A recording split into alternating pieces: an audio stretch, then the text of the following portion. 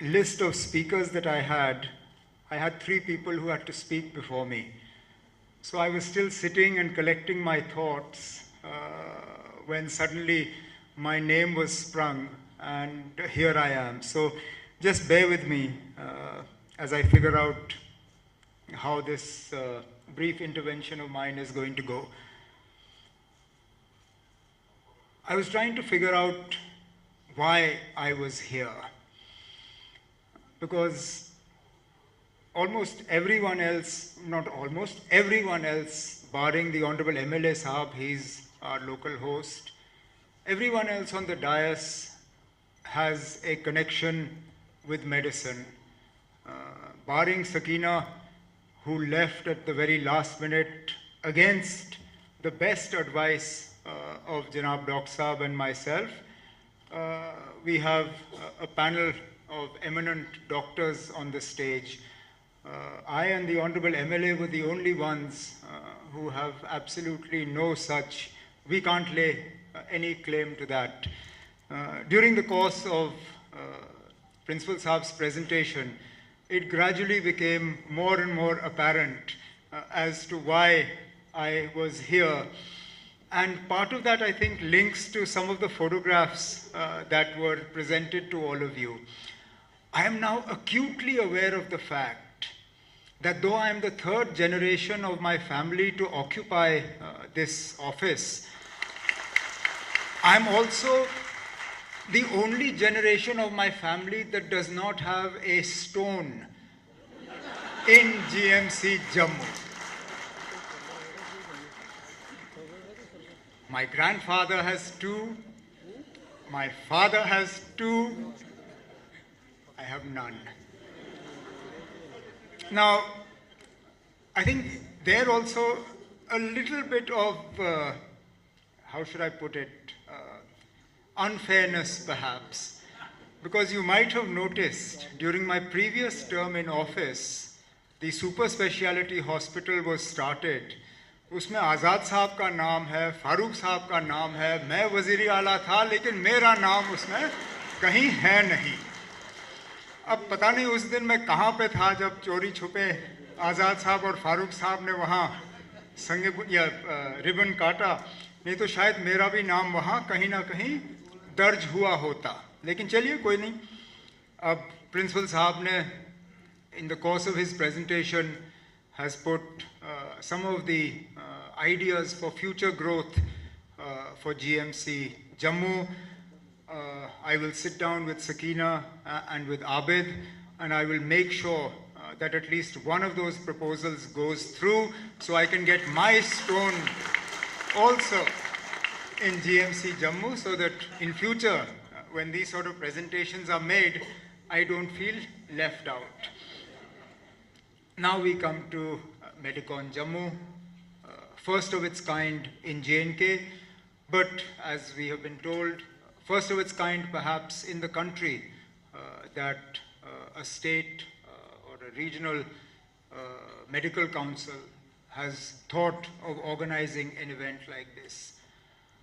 In itself important because it allows the best minds to come together, to share ideas, to share best practices, to share advances in research, and also to deliberate and discuss on new emerging trends. One of the trends that seems to be catching on, again, Principal Saab made a passing reference to it when he was talking about the need to have a separate center for transplants. He talked about robotic surgery, and with that he added a sentence which was almost in passing, but he said, one day AI will be doing the work of medicine. And honestly, I can't imagine a more scary prospect than completely putting my life in the hand of a machine. At the end of the day, there is something to be said for human contact. And that is where you doctors, you literally do God's work. You pull people back from the jaws of death. You give people hope where perhaps all hope is lost. You are there when people are at their most vulnerable, whether it is the patients, whether it is the patients' families. You are there to join in their happiness when they recover. Unfortunately, it's not always good news. You're also there when you have to deliver the difficult news that perhaps beyond this, humankind has not developed enough to be able to treat them. You're there when their emotions are so volatile that unfortunately you find yourselves at the receiving end of their reactions or their outbursts. And it's never an easy job. I honestly don't envy you. The fact that all your lives, pretty much you're learning. I've seen that from my father. As doctors, you never stop learning. You're always learning about new techniques, new ideas, new medicines, new ways to treat patients. And therein again, as I said, this whole move towards artificial intelligence. How can a machine replace for me the human emotion that comes from a doctor telling me what my diagnosis is, or what my prognosis is, or how my family member will do? I've had occasion, both for myself or for members of the family, to have to go to hospital.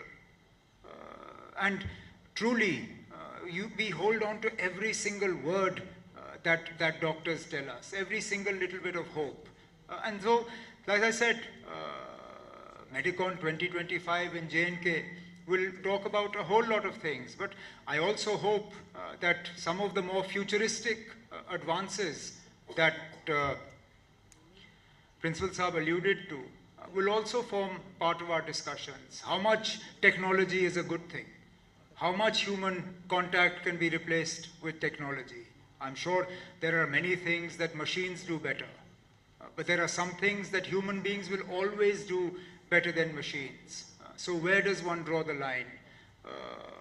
In terms of ethics in medicine, is there ever a point where too much ethic is a bad thing?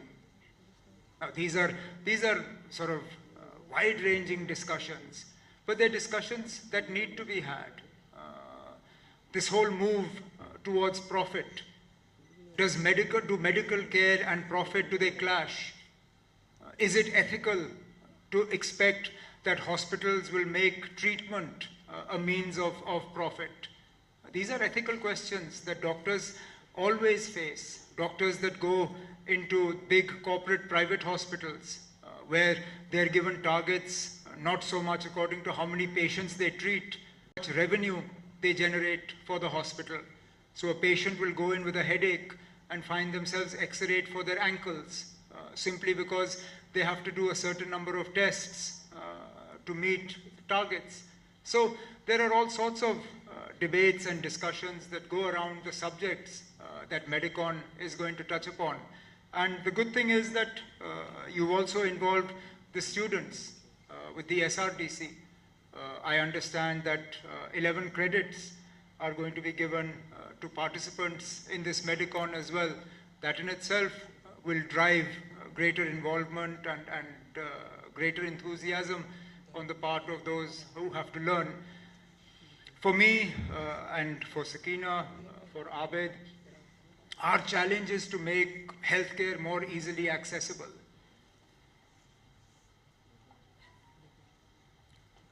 Professor Gupta pointed out the excess pressure on the emergency in GMC Jammu.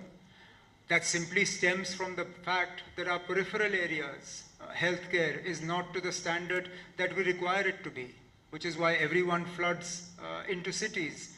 The only way we can remove this pressure is not by improving or adding to our infrastructure in Jammu. It's by adding and improving to our infrastructure in the peripheral areas.